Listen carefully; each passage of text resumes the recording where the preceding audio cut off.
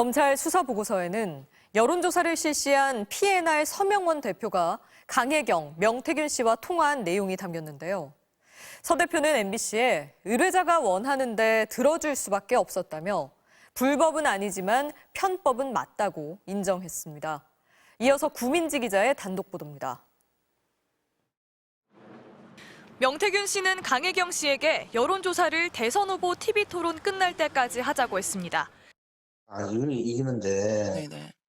내가 볼 때는 네네. 저녁까지 해갖고 어차피 발표하는 게 더 안 남나 이 말이야. 그런데 여론조사 결과가 처음부터 윤석열 후보에게 유리한 게 아니었습니다. 조사 첫날 오후 서명원 P&R 대표가 강혜경 씨에게 전화해 이재명 후보가 앞서게 나온다고 했습니다. 그러면서 김태열 미래한국연구소 소장에게 어떻게 할 거냐, 조사를 멈추고 다시 할까라고 물으니 돈이 들어도 멈추고 다시 하자고 해 조사를 중간에 멈췄다고 했습니다. 또 일단은 조사를 2개 돌린 뒤 어떤 걸 살리는 게 나을지 보는 게 나을 것 같다고 했습니다. 이재명 후보가 윤석열 후보를 앞서니 여론조사를 새로 하나 더 하자는 겁니다. 새 여론조사는 윤 후보가 10%포인트 앞섰고 하다 멈춘 여론조사도 계속하니 윤 후보가 3%포인트 앞선 걸로 나왔다고 합니다. 강혜경 씨가 못해도 4%포인트 차이가 나야 한다고 했다고 하자 서 대표는 차이가 너무 줄어 문제가 되면 두 조사를 합산해버리고 라고 합니다. 결국 두 여론조사를 어떻게 한 걸까요? 서명원 대표는 MBC에 표본 1,000명을 대상으로 한 여론조사 2개를 합쳤다고 했습니다. 윤 후보가 각각 10%포인트와 3%포인트 높게 나온 걸 합치니 6.3%포인트 높게 나왔다는 겁니다. 서 대표는 의뢰자가 원하는데 들어줄 수밖에 없었다고 했습니다.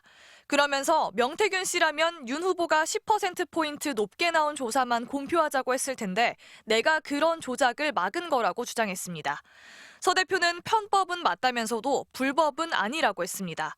언론사를 끼면 표본을 몇 명으로 할지 사전에 신고할 의무가 없기 때문에 여론조사 진행 과정에서 표본 수를 바꿔도 법적으로 문제가 없다는 겁니다. 하지만 이런 행태만으로도 위법 소지가 있다는 지적이 나옵니다.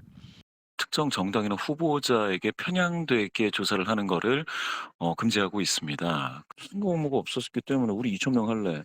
그러면 될 때까지 2,000명, 3,000명, 4,000명 계속 해야 된다는 얘기인데 그거는 그야말로 어떠한 편향을 유발시키기 위해서 샘플 사이즈를 계속해서 바꾼다라는 얘기가 되지 않습니까?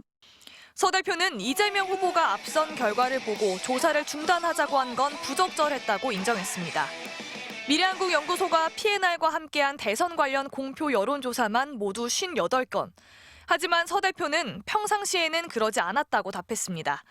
비슷한 기간 같은 방식으로 조사한 결과가 각각 3%포인트와 10%포인트로 오차범위 밖으로 큰 차이가 난 것도 석연치 않은데 서 대표는 표본에 조작을 가한 적 없다고 했습니다. MBC 뉴스 구민지입니다.